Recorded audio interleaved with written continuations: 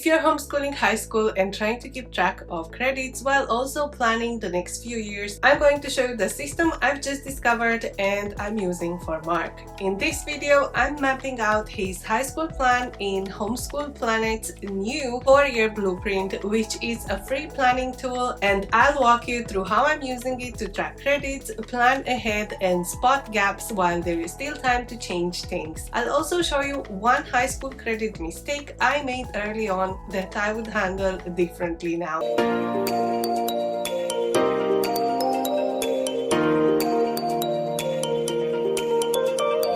If you're new here, I'm Laura. I've been homeschooling my gifted, twice exceptional only child for 11 years now, and I'll be honest, high school has always been the part that scared me. Planning it is a monumental task. If you're trying to meet graduation requirements and admission requirements at the same time, and if you miss something early, you may not realize it until it's too expensive or difficult to fix.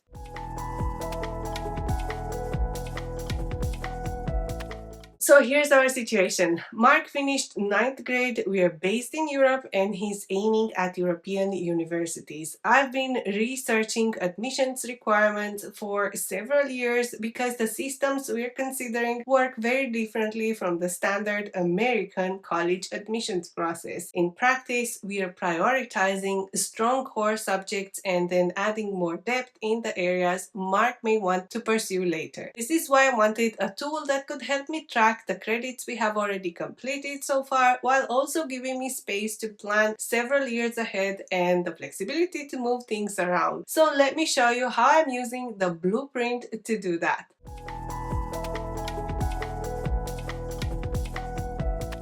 This is Homeschool Planet's 4-year blueprint. It's a new free planning tool and I've been using it to bring our high school planning together in one place rather than keeping everything in separate notes and documents. When you start, the first thing it asks is where you live. If you choose a US state, it can automatically pull in that state's graduation requirements, which could save a lot of time. We're not doing that though. I chose custom partly because we're outside the US and partly because our requirements come from our accredited distance school. I already know the minimums we need to meet and we're planning to go beyond them in several subjects. So this is why class of 2029, I already entered his graduation requirements from our school in there. Our school is based in Pennsylvania, but if you choose a different state, you'll see a different number of credits. You've got 4 columns, year 1 through year 4, covering 9th through 12th grade, and each year is divided into fall and spring semesters. Down the right hand side there is a requirements panel. It shows total credits at the top and then each subject underneath with its own progress bar. That panel is doing much of the practical work for me, so keep an eye on how it changes as I add courses. I should also say upfront that we already have an academic advisor through our school, so I'm not using this tool as a substitute for professional guidance. I simply wanted to see the entire plan in one picture, keep a clearer record of our credits, and make it easier to think several years ahead and plan curricula. I'm also showing you our plan so you can take anything that is useful and adapt it to your own situation.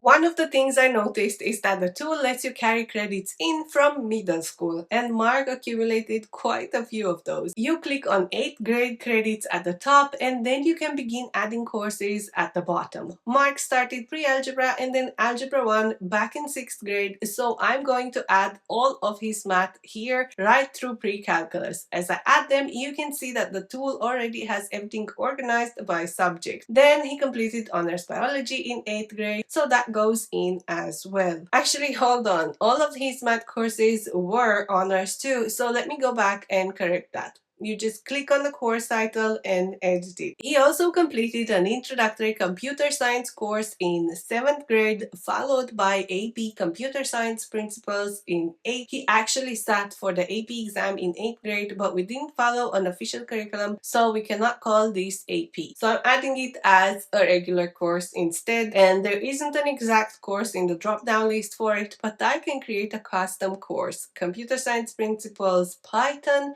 I'll file it it under technology and save it. As you can see, you can add your own courses. That flexibility is useful for us because homeschool courses do not always match a standard catalog title. The last one was German 1 in 8th grade, so I'll add that too. And look at where that leaves us. Before high school had even started, he had completed work equivalent to 7 credits under our school's system.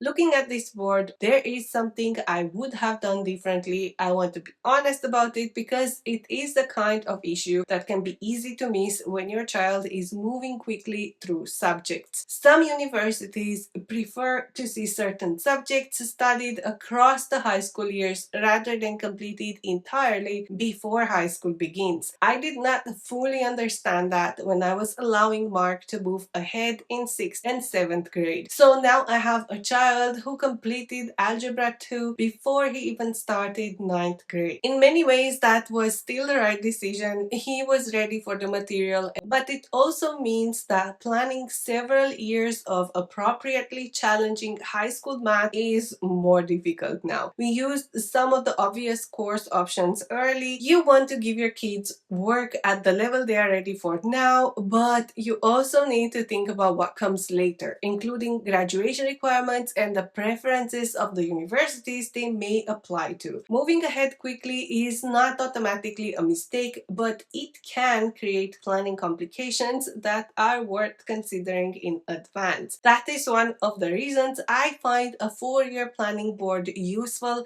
Seeing the whole plan in one place makes it easier to notice possible gaps or problems before they become urgent. Now let's look at our 9th grade credits.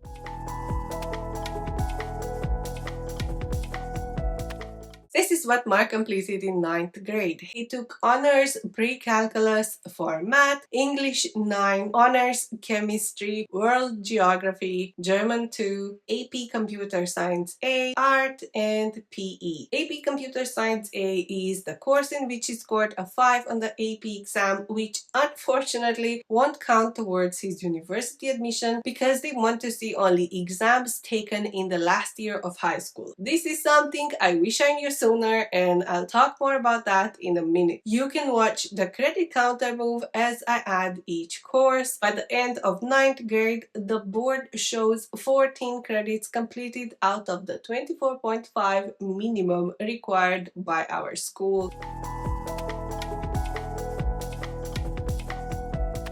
So now this is next year, which I'm still finalizing, but this is where my thinking currently stands. I'm considering English 10, AP Calculus, AP, Physics, World History, Humanities, Health, German 3, Cybersecurity, and possibly economics and personal finance. If I decide that economics and personal finance, for example, would fit better in 11th grade, I can drag it into the next year. You can see how easy that is. The course moves and the credit totals recalculate automatically for each year.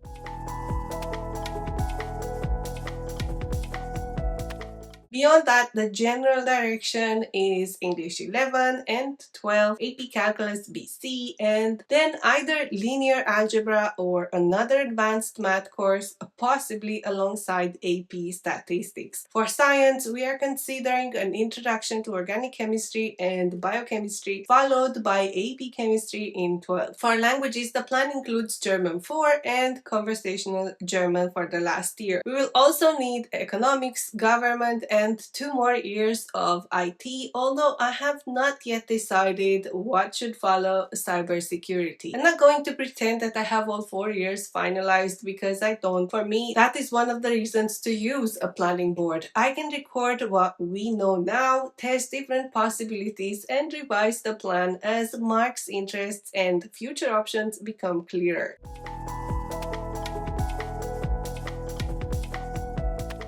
So here's why I've started using this as my main high school planning board. The biggest practical benefit is that I can move courses around without rebuilding the entire plan. Nothing I add is permanent. I can drag a course into another semester or year and the credit totals update automatically. It also saves as I work and I can print the full board if I want a paper copy for our records or if I want to save different versions of the plan for comparison. To access it from a Homeschool Parent account, you click on Blueprint and you can create more than one blueprint. That may be helpful if you have several kids or if you want to compare different possible course plans. The main reason it works for us is that it puts the full picture in one place: what Mark has completed, what is currently planned, and what is still missing. It also handles the credit calculations against the requirements I entered, so I do not have to keep recalculating everything manually year after year. And I want to show you something else. If I click on one of the subjects in the requirements panel, it highlights that subject across all 4 years. That makes it easier to check how consistently we have planned the subject and where we may still have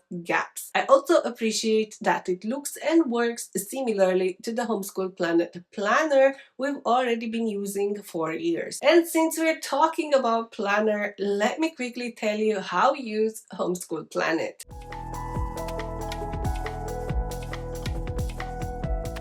I have actually reviewed Homeschool Planet before and shown you how we use it, so I will link to that below. But here is a brief overview of where the planner fits into this process. Obviously, you won't see much here yet since we don't start our school year until after August 15, and I didn't finish adding all the lesson plans because I'm still deciding on a few, so I cannot show you the full setup yet, and I'm still finalizing several courses. I can tell you some of what I know will be included, and I already added it in there. Vocabulary Virtuoso 2 will be one of them since we will start SAT prep this year. We are also planning to maybe use Essentials in Writing and Essentials in Literature 10 for English, along with live online classes for math, physics, and German. Those live classes are part of the reason I nearly stopped using a planner during 9th grade. I thought the outside providers were already giving us a schedule, so I questioned why I needed another planner. And while the outside classes covered themselves, the independent work still needed a clear place in our week. So we are back to the planner. I have two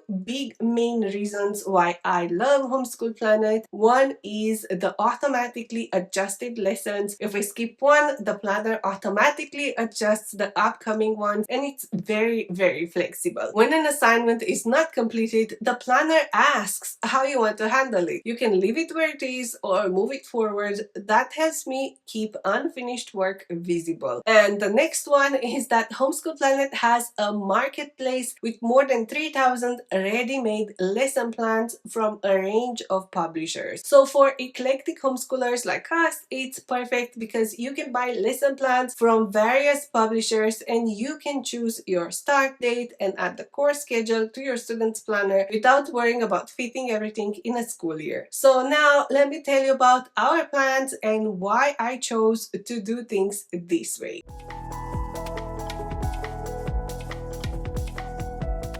Before I wrap this up, I want to come back to the AP courses we talked about because this is one area where our plan may look slightly unusual. For many of the European universities and programs we are currently considering, the qualifications and exam results completed during the final years of high school are likely to matter more than AP exams taken earlier. And this is something I just found out about this year after Mark already sat for 2 AP exams. Mark completed AP Computer Science A in 9th grade and earned a 5 on the exam, and AP Computer Science Principles in 8th grade where he scored a 4. That is something he worked very hard for, and it showed that he was ready for the level of the course. But there is a real possibility that the scores themselves will not play a meaningful role in his eventual university application because he completed them so early. So why are we continuing with advanced courses if some of those results may not count directly toward admission? Because admission is not my only goal. I want Mark to enter university ready for the academic level he will encounter there. Starting university will involve many adjustments that I cannot completely prepare him for, but I can help him develop strong subject knowledge, study habits, and experience with demanding work and exams. I do not want to hold him back from appropriate academic work only because the qualification may not appear prominently in an application several years from now. At the same time, I have learned that moving ahead early creates planning questions of its own. We still need to make sure that the courses he takes later meet the subject and qualification requirements of the universities he may apply to. That is another reason this 4-year view is helpful for me. It allows me to separate two questions that are easy to mix together. What is Mark ready to study now, and what will he need to present for admissions later? Those answers are not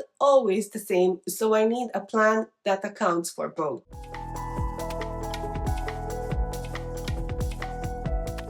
So, if you have a middle schooler or high schooler, my main suggestion is to map out as much of the high school years as you reasonably can. That does not mean creating a rigid plan. You can begin with the courses and requirements you already know, leave the uncertain sections open, and add or move things as your plans develop. If you want to try the same tool I'm using, the 4-year blueprint is free. It does not require credit card, and I have linked it below. Even spending 20 minutes entering the courses your kid has already completed and the subjects you know they still need can give you a clearer picture of where you stand. Homeschool Planet also offers free printable homeschool ID cards for teachers and students if you need those. Some places offer you discounts if you have an ID, so it's worth having them ready. If you want to explore the full planner, there is also a 30-day free trial, and if you're planning for European universities and have questions, put them in the comments. I've spent several years researching this for our own situation, and I'll answer what I can. If you want me to make a more detailed video about high school credits and how they work, let me know. I'm happy to do that. I hope this video has been useful.